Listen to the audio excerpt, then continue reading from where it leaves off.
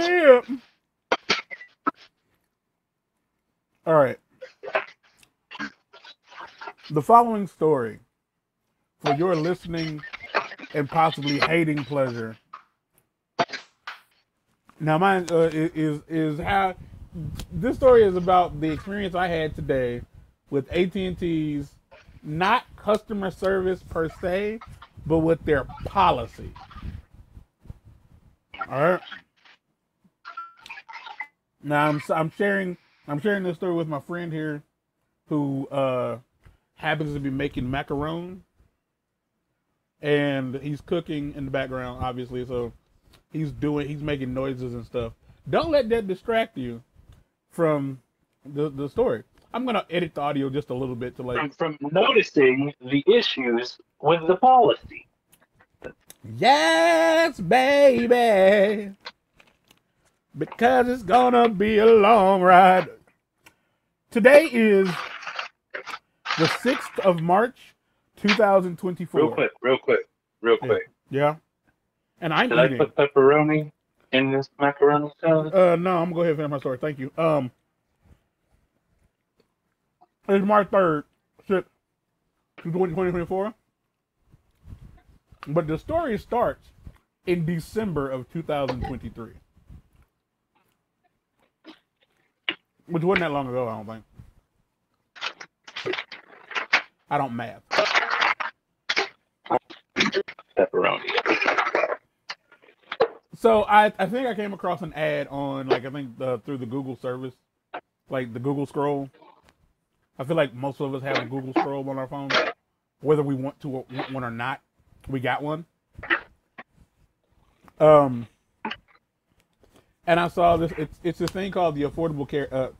There's the Affordable Communications Act, if I'm not mistaken. I think that's what it's called.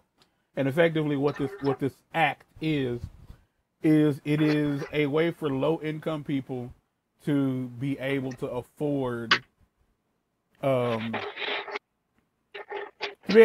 like things like cell phones and internet service. Like, that's all it is. Like, straight, simple, to the point. So if you qualify for things like food stamps or whatever the fuck, you can apply for this, and I think you'll get like a certain amount of a discount on your bills. You should try to. Your internet could be as low as $10. Your internet could be low as nothing. That's on the table. And the issue that they have with it here, though, is that they lower your speed here is nasty to the amount that you pay.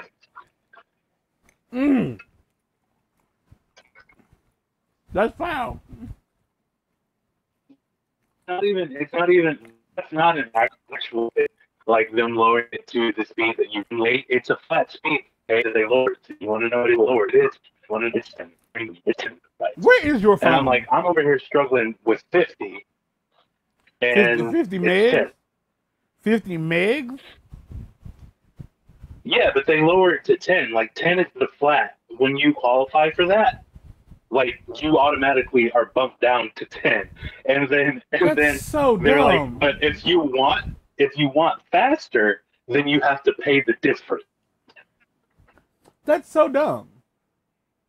It's not like it costs them more for you to have faster internet.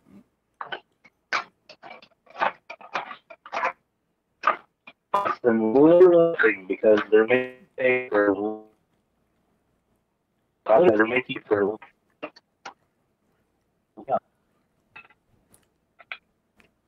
Jersey Mike's. It's better than AT&T.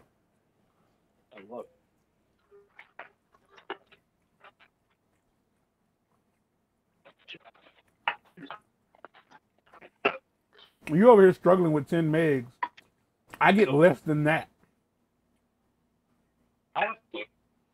I didn't tell me that. I was like, okay, never mind. I'm gonna ask you again. Where's your phone? Can you put your phone in your pocket?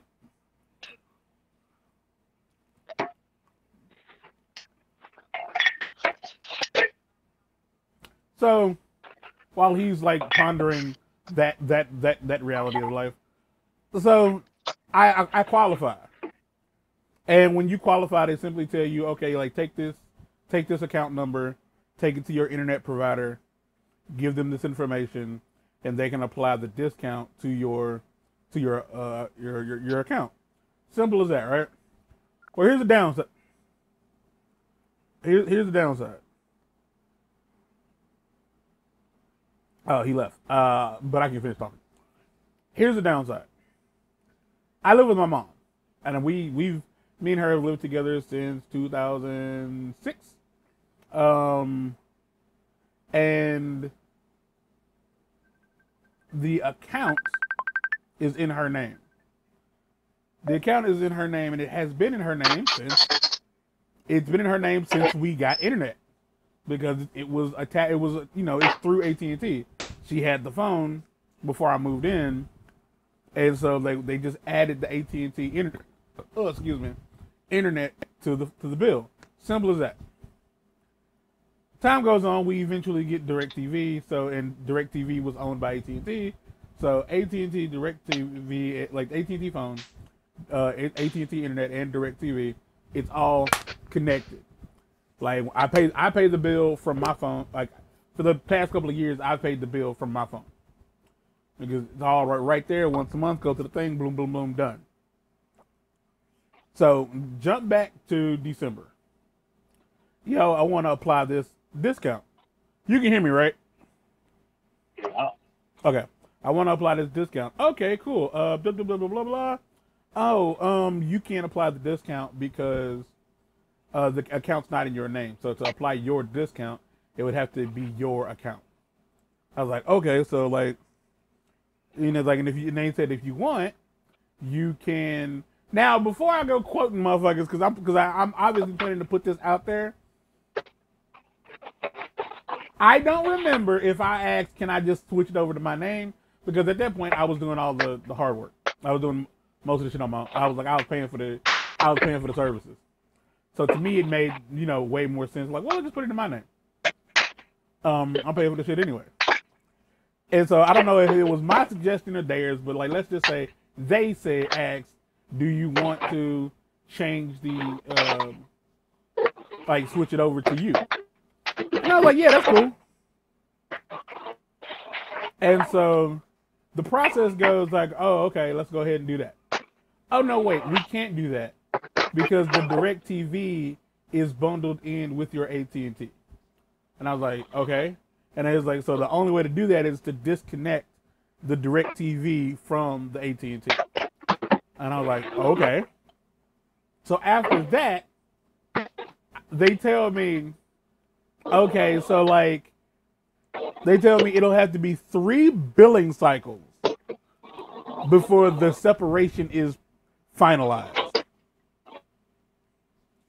3 billing cycles. Now, I ain't the smartest man in the world, but sound like to me you said that's gonna take 3 months. And they was like, yeah. And I'm like, okay. And I'm like, that's crazy. 3 fucking months. So January comes, and I paid AT&T bill. Like, we're moving on. I'm like, yeah, we gotta just wait. February comes through. I get a disconnection notice from DirecTV, and I'm like, what's cracking here? Well, it turns out because they separated the 2 bills. When I pay AT&T, DirecTV ain't got they cut. So all of January went by and we hadn't paid them.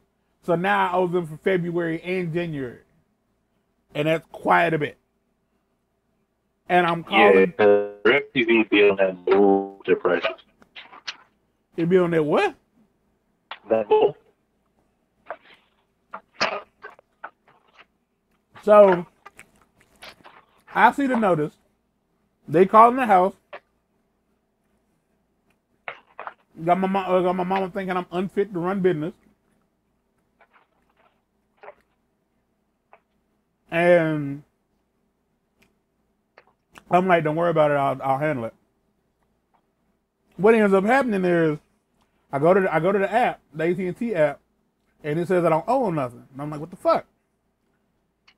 So I go to directtv.com, and I'm like, how do I pay y'all? How do I pay y'all? And I like doing a whole bunch of scrolling. I finally get to the point where they're like, yeah, okay, so would you like to pay your bill? Like, click here. I'm like, oh, finally. Hold on. They didn't even have like a... No. There's a portal in the AT&T app where you can see your DirecTV bill. No. There is, because I have it. I have to. Like, when I tell you, like, I couldn't find it. What that does is take you to the website. That's all it does. I can see it, like, right there in the app. Okay. Cool. I couldn't fucking find it. Let me finish. Because I'm damned if I'm going to be wrong. Yeah, so you're wrong. I go to the website to try to pay him. I find the thing, and what ends up happening is, it directs me to the AT&T website. The DirecTV website sends me to AT&T. The AT&T website doesn't have a fucking thing on it that lets you pay DirecTV. Nothing. So I have to use the little chat thingy in the AT&T app to like talk to somebody and try to get this bill paid.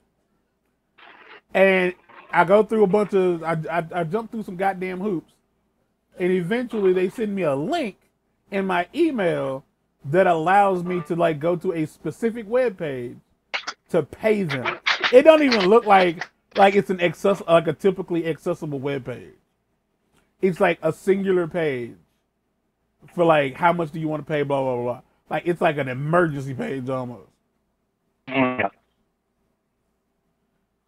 Now this is February. Now mind you, it's February, so I'm like, okay, it's been 3 months. December, January, February. I call them to start the process of switching over what they call the payment responsibility. I start this.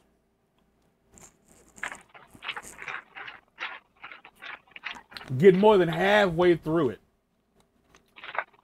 Only for like, and I say halfway through it, like I'm on the phone for like 45 minutes. Like we're answering questions, all that shit. Only to get to the end.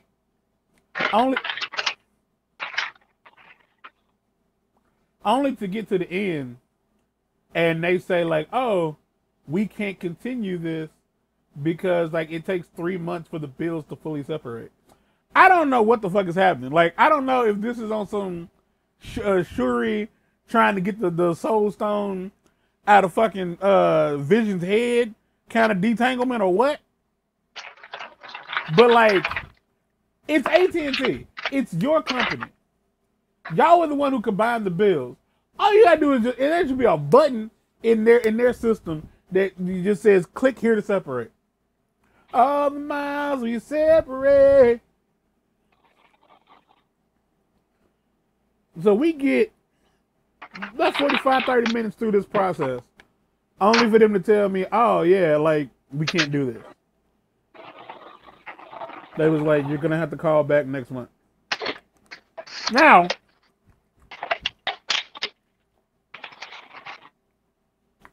just so that you get the full experience, I ain't gonna do this a whole lot of times through this call, or through this video, or through this conversation. But they didn't simply say you can call back next month. It was more like, you have to call back next month. Mm-hmm. Racist. No, not racist. Accuracy. I want you to know. I want you to know that not once throughout any of these not once through the situations, these calls that I've talked about, have I been able to talk to an American. Does that matter to you? Why does that matter? For two reasons. One, the majority of people who call AT&T for customer service stuff, I'm gonna let y'all know right now. It ain't people my age. I ain't got a problem talking to the Indians. I ain't got a problem talking to the Indians or the Spanish. I ain't got a problem with that. But most older Americans do. I don't mean blacks. I don't mean whites. I mean older Americans have a harder time understanding what those people are saying, which is wild to me because they're speaking relatively solid English. Relatively solid. But the accent throws older Americans off. Ain't no way AT&T or any other company does not know this. Now, mind you, for something like, I don't know, PlayStation, yeah, I don't think it'd be that big of a deal because most people who play PlayStation well enough to need to call and be like, hey, blah, blah, blah, blah, blah, they can understand somebody with an accent. But somebody who has a landline phone, I would just put it to you like this. If you got a landline phone and you are still paying for like cable, you probably need to go get checked out. You probably need to schedule a colonoscopy. I'm just saying. Or most likely another colonoscopy. The person who did it. No. You have to have multiple throughout. You didn't know that? You got to have multiple throughout your life. Yeah, so your bit, man, come on, don't fuck up the bit. That bit doesn't mesh with my bit. You gotta get it. I said another one because they're older than us. Come on, man, keep up. I refuse. So like, I'm work right now. You're a whore right now? Putting in work. Oh, okay. Yeah, your connection is still kind of janky jank, which is weird because like it was perfectly fine Monday. It was perfectly cromulent. Okay. Not relevant. So, yeah. Beginning of February, they say, like, sorry, you got to do this again next month. I'm like, all right.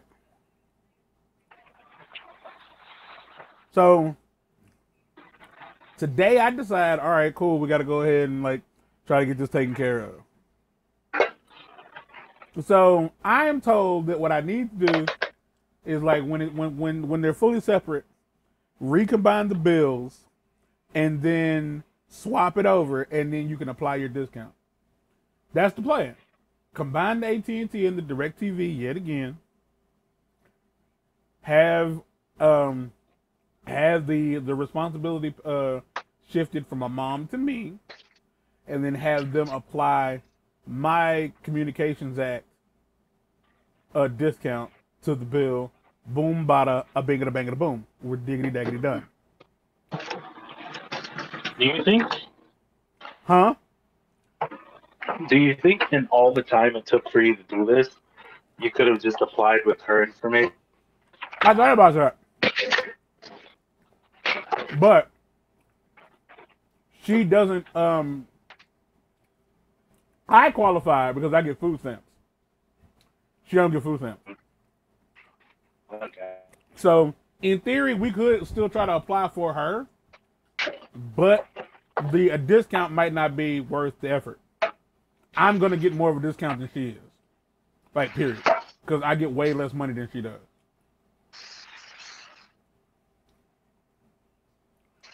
So, but no, I ain't dumb. That crossed my mind. But she ain't getting shit. So, like if she gets food stamps, she gets like $20. Yeah. Man, they act like you're literally taking food off of their table with this freaking formula. It's ridiculous.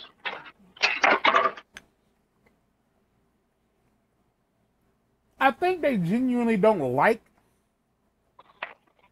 giving To out help people? Yeah. No, they don't. Correct.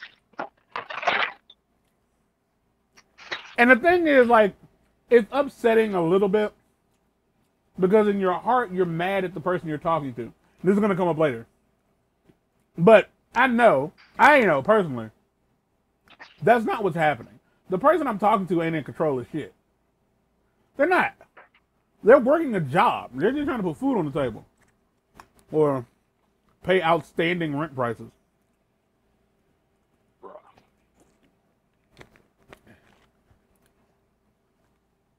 So I hop on the phone today, and just let me forewarn you.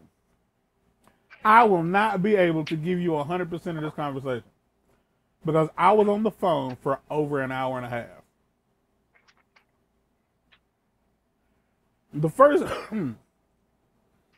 things first, I don't get anxiety necessarily when like I call AT&T, but my stomach starts to hurt when I get on the phone with AT&T. Because like I hate being on the phone with AT&T.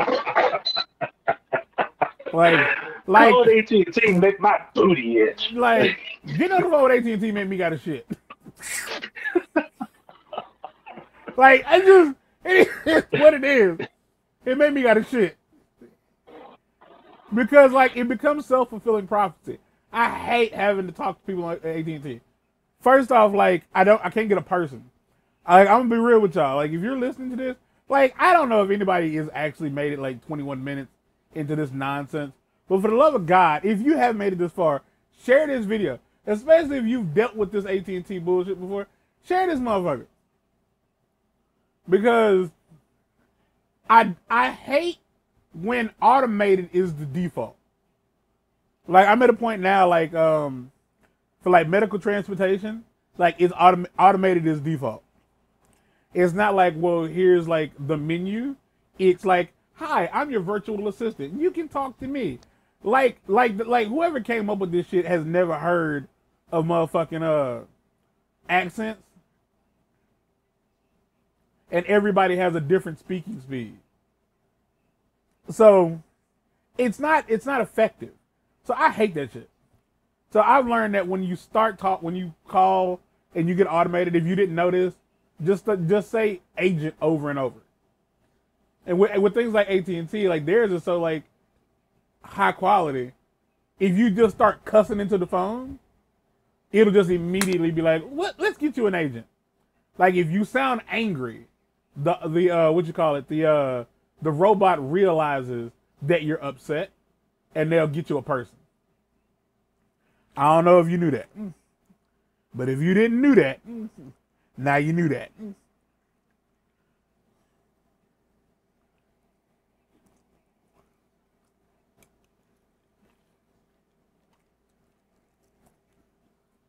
All right. I finally get somebody on the phone. After maybe like 7 or 8 minutes. And I tell her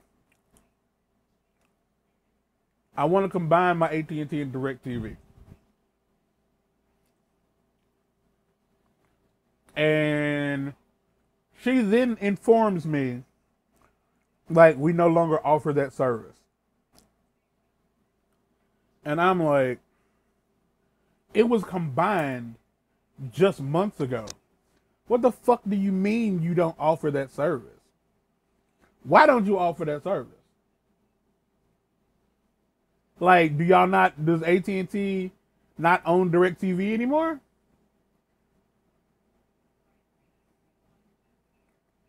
Because if that's not the case, then, yeah, that's problematic, I guess.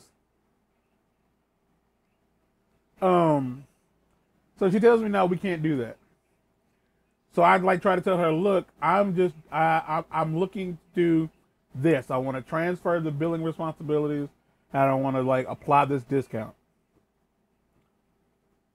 So she sends me to DirecTV.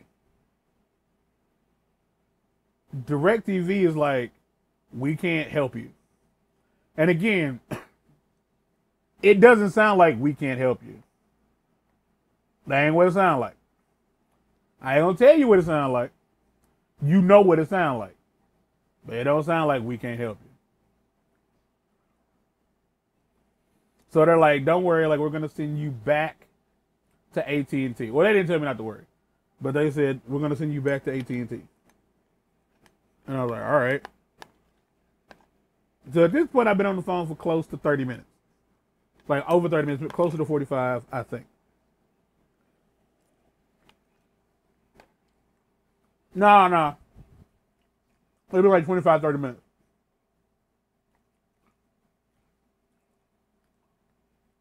I get on the phone with the lady who is in the process of doing the who's transitioning the billing responsibilities.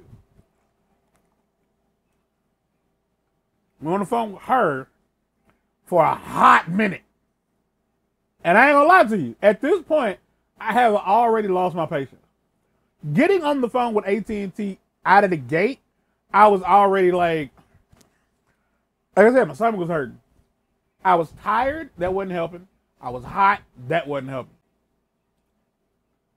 But I already was like, I started off as like cordial as possible. There's like, hello, they always ask like, can we get the name of the person I'm speaking to? Give them your name. Okay, now can I get the account number of the person the phone number of the account in question? Give them the account number. All right, now can I get your 4-digit passcode? Give them the 4-digit passcode. Okay, I have authenticated everything. What's your name? Like, what can I help you with? We go through the process. Mind you, we're going through the process of trying to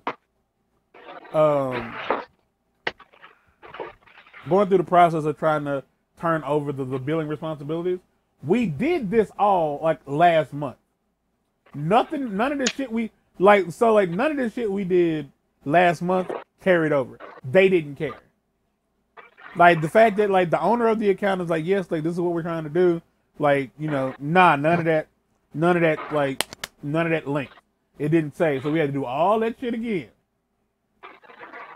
I was very unprofessional the entire phone call because I was in the middle of holding conversations with other people because they kept putting me on hold. They kept telling me to wait. So like, instead of sitting there like a fucking thump, I was talking to my mom about stuff. And by the time we got to the end, like, I just want y'all to know, I was on the phone with this lady for a good little minute, and we was, oh my God. So, one of the things, this is something that actually happened. She was like, we're going to have to run a credit check as we get ready to put your name on the, as like we, sign the account over to you. We have to do a credit check. And I said, why do you need to do a credit check? Like, if I'm late paying the bill, AT&T threatens to cut it off. They don't give us a credit line. We don't have the luxury of like being a couple of months behind. So what use is a credit check?